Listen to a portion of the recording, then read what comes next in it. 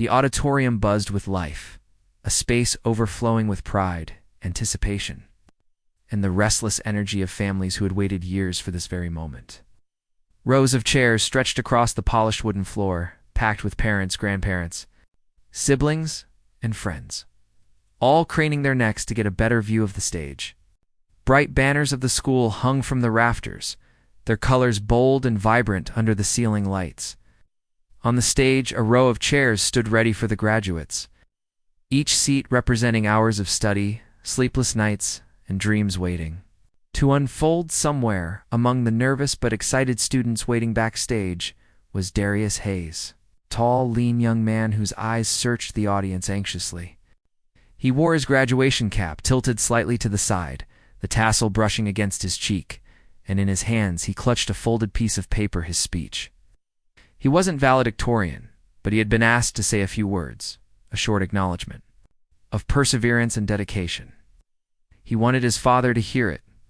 More than the diploma, more than the applause, Darius wanted his dad to be there, sitting in that audience, looking at him with pride. Darius's father, Marcus Hayes, wasn't just any parent. He was a Marine, a man who had dedicated most of his life to serving his country. Marcus had enlisted when he was barely older than Darius was now. He had seen battlefields and deserts and mountains, endured sweltering heat and freezing nights, carried brothers in arms on his shoulders, and saluted flag-draped coffins. His body bore scars that few people would ever see, and his chest carried medals that most people couldn't fathom earning. For Marcus, those ribbons and stars weren't symbols of glory. They were reminders of pain, sacrifice, and the weight of responsibility. But today, Marcus wasn't a soldier. Today, he was a father. He had arrived at the auditorium in his full Marine dress blues, pressed sharply, shoes polished so well they reflected the light, and his medals aligned perfectly across his chest. He hadn't worn the uniform to boast, he wore it because he had come straight from a memorial service for a fallen comrade that morning. He hadn't even had time to change. Besides, he wanted his son to see him as he was, the man who had given his life to serve, and the father who would give even more to be here today. As Marcus approached the auditorium doors, he could hear the muffled sound of names being read, the applause rolling like thunder each time another student walked across the stage. He quickened his pace, heart pounding with anticipation. He thought of Darius as a little boy, running down the sidewalk with scraped knees and endless energy. He thought of the nights he had called home from overseas, hearing his son's small, tired voice asking, "When are you coming home, Dad?" He thought of the promise he had made. "I'll be there when you graduate, son, no matter what." Just as Marcus was about to slip inside, two uniformed security guards stepped in front of him. They were both younger men, their faces unfamiliar, and their expressions stiff. "Sir," one of them said, holding out a hand. "This event is for family and invited guests only." Marcus blinked, then pulled the engraved invitation card from his breast pocket. "I am family," he said calmly, his voice carrying the deep timbre of someone used to command. "My son is graduating today. Here's my proof." The guard barely glanced at the card. His eyes lingered instead on Marcus's uniform, on the rows of medals glinting under the hallway light. His lips tightened, almost in disapproval. "I'm going to have to ask you not to enter. You're drawing too much attention." Marcus stared at him, confused. "Too much attention?" "Yes." "Sir," the second guard cut in, his tone sharper, as if trying to reassert authority. "This is a school event, not a military parade. You can't come in dressed like that, and honestly, you're causing a disturbance, just standing here." The words hit Marcus like a physical blow. He had faced insults in his life on the battlefield, in the streets growing up, even during deployments when locals spat at his platoon. But to hear this now, on the day meant to celebrate his son, was something different. "I've earned the right to wear this uniform anywhere," Marcus said, his voice low, steady, but edged with pain. He extended the invitation again, firmer this time. "My son is inside. I am supposed to be inside." The first guard shook his head, his jaw tight. "Sir, I don't care what uniform you're wearing or what invitation you've got. We've been instructed to make sure there are no distractions. People are already looking. It's best if you leave." People had indeed started to notice. A few families seated near the aisle turned their heads toward the commotion. Whispers began to ripple through the crowd. Mothers tugged their children closer. Fathers frowned. Students shifted in their seats to catch a glimpse of what was happening. The sight of a Marine in full-dress blues being confronted by two security guards was unusual and unsettling. Marcus felt the grip of one guard's hand clamp down on his arm, a forceful attempt to escort him away. His body stiffened instantly. He could have broken the hold effortlessly, but he didn't. Not here, not in front of these children, not on his son's day. Still, his voice cut sharp through the air. "Take your hand off me." The guard hesitated, but didn't let go. "You're leaving now." Marcus's chest rose and fell, anger flaring, but before he could respond, a sudden shift in the atmosphere silenced the murmurs. From a section near the middle of the auditorium, 6 men rose. To their feet, their movements were smooth, disciplined, almost synchronized. Dressed in tailored suits, they looked like any other guest at first glance, but the moment they stood, the aura of the room changed. They carried themselves with a weight, a presence, that ordinary men did not possess. The 6 men were Navy SEALs, and every step they took down the aisle radiated authority. They had served alongside Marcus in some of the harshest corners of the world. They had seen him bleed, they had seen him save lives, and they had seen him stand unbroken where others fell. And when they saw him being treated like an intruder, at his own son's graduation, something inside them snapped.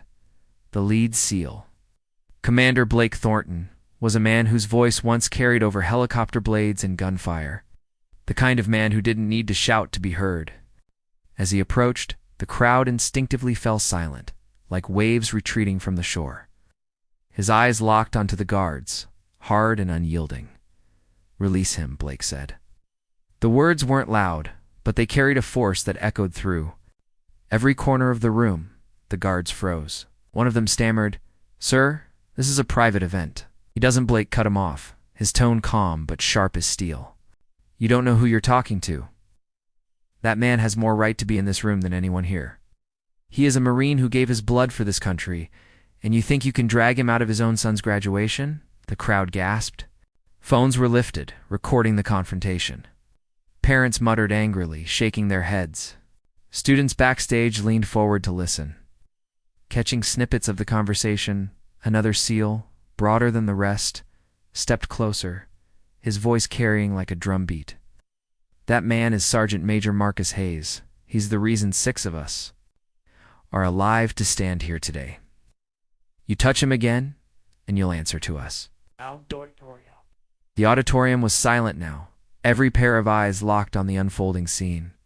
The guards' bravado evaporated, replaced by unease. Slowly, hesitantly, they let go of Marcus's arm and stepped back.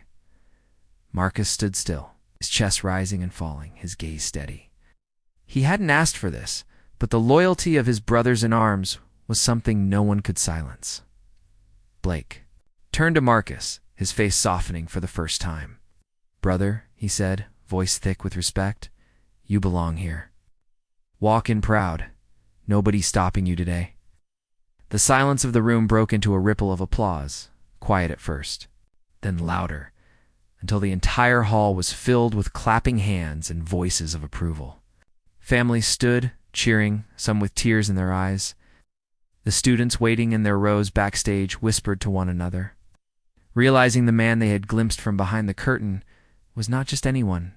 He was a Marine, a father, and a hero. And as Marcus finally stepped into the auditorium, his head held high, his heart heavier than words could describe, he knew something extraordinary was about to happen, not just for him, but for everyone who had just witnessed the power of loyalty, respect, and truth. The clapping grew louder, rippling like waves across the room until the entire auditorium shook with applause. Marcus stood in the aisle for a moment, stunned by the sudden change in the atmosphere. A man who had spent decades fighting in deserts, in jungles, who had stood tall even when bullets tore through the air, found himself trembling in front of an audience filled with ordinary families, not because of fear, but because of the unexpected flood of respect. The 6 Navy SEALs, men, who had walked through fire with him, positioned themselves around him without needing to speak. It was instinct, an unspoken shield of brotherhood, the kind that had saved their lives more times than any of them could count. To them, Marcus wasn't just a Marine. He was the man who had dragged them out of ambushes, patched wounds under mortar fire, and stood between them and death more than once. They would never let him stand alone. Commander Blake Thornton stepped forward. His sharp eyes trained on the two guards who had nearly escorted Marcus out like an intruder. Said, "Release him," Blake repeated, though the guards had already stepped back. His tone wasn't for them now, was for the entire room, to make sure no one mistook what had happened. "This man has bled for this country. He has given more than any of you can imagine. And you," his gaze flicked back to the guards, thought, "you had the right to put your hands on him?" The crowd shifted uncomfortably. The families who had whispered earlier now stared at the guards with disapproval. Parents murmured to their children, some pointing to Marcus, as if telling them, "That's what honor looks like." The taller guard swallowed hard, his face turning pale under the scrutiny of the crowd. He cleared his throat. We didn't know who he was?" Blake's eyes narrowed. "That's exactly the problem. You didn't care who he was. You saw a man in uniform, and instead of recognizing his service, you treated him like a disruption." The shorter guard, desperate to salvage the situation, stammered, "We were just following protocol. We're told to keep distractions out." A sharp laugh came from one of the SEALs at Blake's side. His name was Diaz, a wiry man with scars. Running down his forearm, souvenirs of a night raid gone wrong in Afghanistan, his voice dripped with disdain. "Protocol? Let me tell you about protocol. Protocol is covering your brother while he drags you bleeding across a kill zone. Protocol is making sure no man is left behind, no matter how much fire is raining down. That man," he pointed squarely at Marcus, "is the only reason I'm standing here breathing. And you thought protocol meant humiliating him in front of his son's school?" The room fell silent. Even the principal, who had been standing nervously at the edge of the stage, lowered his head, guilt washing over his features. Blake turned back to Marcus, his voice softening. "Brother, come sit. This moment is yours. No one here's going to stop you again." Marcus, who had remained silent through it all, finally spoke. His voice was calm, but every syllable carried years of pain and strength. "I didn't come here for recognition. I didn't come here for applause. I came here for one reason, my son. He's worked too hard, sacrificed too much for me not to be here. I promised him I would be. That's all that matters." His words struck something deep in the crowd. Parents felt their throats tighten. Students shifted in their seats, realizing for the first time that their graduation wasn't just about their hard work, but about the sacrifices of those who loved them, who had carried burdens silently so their children could stand proudly. Today, as Marcus walked down the aisle toward the seating area, the SEALs followed a few steps behind, their presence commanding silence and respect. Every eye followed them, every camera recorded, every whisper quieted. When Marcus finally reached a seat in the middle row, he lowered himself slowly, his back straight, his chin lifted. His brothers in arms stood behind him, forming an unspoken wall of protection. The applause hadn't stopped. In fact, it grew, louder, filling the auditorium until the walls themselves seemed to vibrate with the sound. Students began stomping their feet in unison, a rhythmic beat that echoed like a drum line. Some families wiped away tears, while others simply stood, clapping until their hands ached. The two guards, humiliated and ashamed, tried to shrink into the background, but it was too late. Everyone had seen, everyone had heard. The shame clung to them like a shadow they couldn't escape. They retreated slowly toward the exit, hoping to disappear. But the memory of what they had done would linger long after they were gone. Backstage, Darius could hear everything. He had been pacing nervously, waiting for his name to be called, when the commotion began. At first, he feared his father hadn't been allowed inside. His chest tightened, his palms grew sweaty, and his heart thudded painfully in his chest. But then he heard it, the crowd clapping, the stomping, the applause that seemed louder than anything else that day. One of his classmates whispered, "It's your dad. Everyone's cheering for your dad." Darius froze, then slowly peeked through the curtain. What he saw nearly brought him to his knees. His father, still in his immaculate marine blues, sat among the family's head high, while 6 powerful men stood guard around him. The entire auditorium was cheering, clapping for the man who had fought for so long just to sit in that chair. Darius's eyes stung with tears. For so many years he had felt the absence of his father, birthdays missed, games where he scanned the crowd only to find an empty seat, nights spent wishing for one more phone call from overseas. But now, on the most important day of his life, his father wasn't just there, he was the center of the room.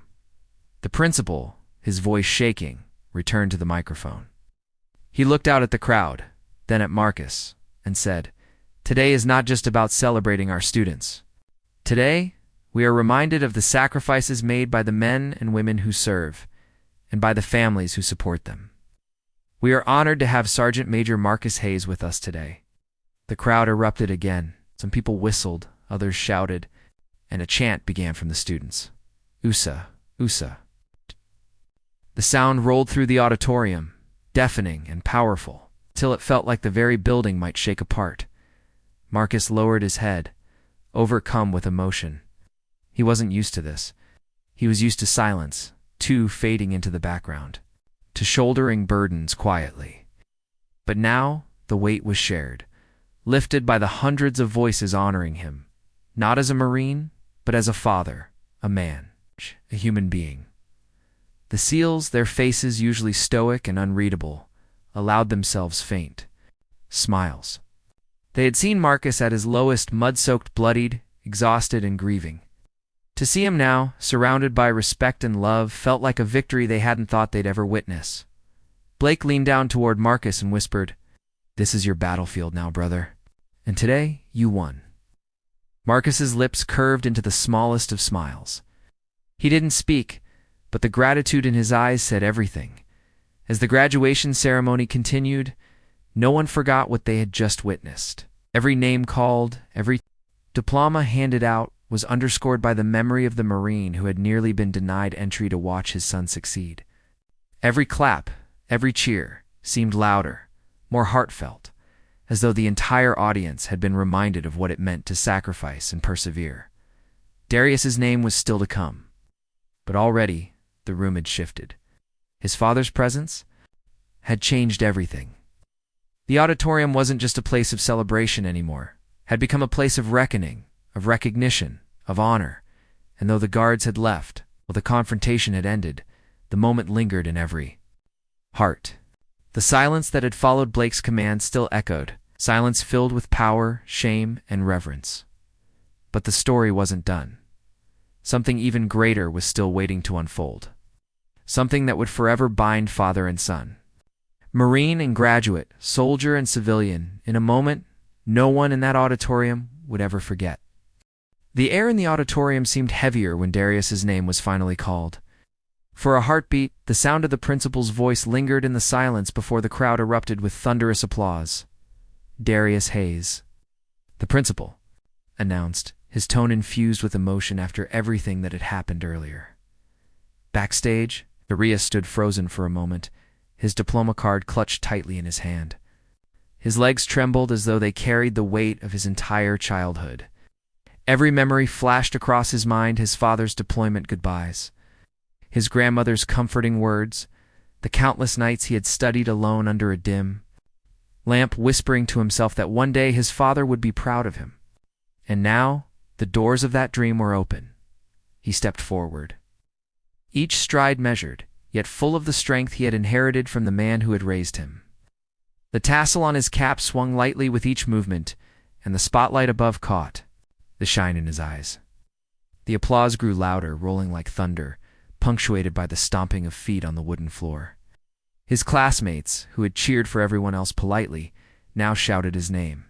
Families stood to their feet, clapping wildly, their voices blending together into one massive wave of sound.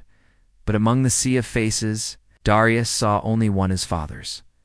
Marcus was on his feet, his posture sharp and proud, his hand instinctively rising in a salute. His medals glinted beneath the stage lights, but his eyes were the real stars. They shone with pride, with relief, and with a love so deep that it seemed to fill the entire room. Behind Marcus, the 6 seals also rose. They stood like mountains, their hands snapping into perfect salutes, their eyes locked on the young man crossing the stage. It wasn't just a show of respect for Darius. It was a recognition of Marcus, of the bond between father and son, the sacrifice that had carried them both to this moment. Darius's chest swelled as he walked across the stage. When the principal handed him the diploma, Darius didn't immediately shake his hand. Instead, he turned to the audience, holding the rolled certificate high above his head like a banner. The crowd roared louder than ever. Some wept openly, their tears catching the light like raindrops. Others cheered until their voices cracked. But Darius wasn't finished. He looked at his father, still standing, still saluting, and without hesitation, he mirrored the gesture. A crisp, steady salute from son to father. The sight cracked something deep inside Marcus's chest. He had saluted generals, presidents, fallen brothers in arms. Never in his life had a salute meant more than this. His son, the boy he had missed countless nights tucking into bed, the boy he had longed to see grow up, was now saluting him back. The crowd seemed to hold its collective breath in reverence. Even the teachers on stage lowered their heads. Cameras flashed, capturing a moment that would be replayed and retold for years to come. The principal, overcome with emotion, stepped aside, allowing the moment to belong entirely to father and son. Slowly, Darius lowered his salute, then walked to the edge of the stage. He didn't care about protocol, didn't care about ceremony. He climbed down the steps, diploma still in his hand, and made his way straight to his father. The crowd parted for him as though pulled by an invisible force. When Darius reached, Marcus stopped in front of him. The 2 men, one young and on the threshold of his life, the other older, scarred, but unbroken, stood face to face. For a second, neither spoke. Then, with trembling hands, Darius wrapped his arms around his father, pulling him into a fierce embrace. Marcus, who had held men dying in his arms, who had carried the weight of war on his shoulders, let the tears fall freely. His arms closed around his son, holding him as though he never wanted to let go. The auditorium exploded in cheers, the sound deafening, shaking the walls, echoing like a battle cry of love and victory. One of the SEALs, Diaz, leaned toward Blake and whispered. His voice choked. "This is better than any medal I've ever received." Blake nodded, his jaw tight as he fought to control his own emotions. The principal, regaining his composure, returned to the microphone.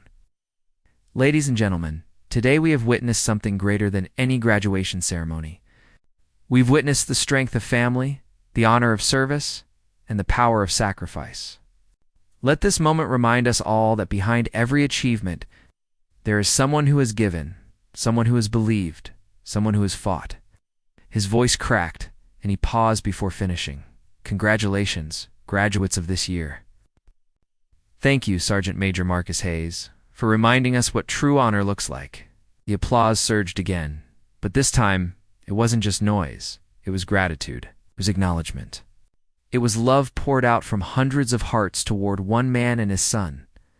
As the ceremony ended, families gathered their belongings. Graduates hugged one another, and the stage emptied. But the Hayes family was surrounded. Parents came forward, shaking Marcus's hand, thanking him for his service. Students shyly approached Darius, congratulating him, some saying they had never seen anything so powerful. Teachers who had known Darius only as a hard-working student now looked at him with awe, realizing how much strength he had carried silently. The SEALs stayed close, forming a quiet perimeter around Marcus and Darius. They didn't speak much, but their presence said everything. They weren't just there for Marcus. They were there for his son, too, ready to extend the Brotherhood another generation if needed. Eventually, the crowd thinned, the lights dimmed, and the auditorium grew quieter. Marcus and Darius walked together toward the exit, side by side, like 2 men finally walking the same path after years apart. Outside, the late afternoon sun cast golden light across the school grounds. Families posed for pictures, balloons bobbed in the breeze, and laughter filled the air, where Darius turned to his father holding up the diploma. "This is for you, Dad. Everything I did, every late night, every test I did it for you. Because I wanted to make you proud."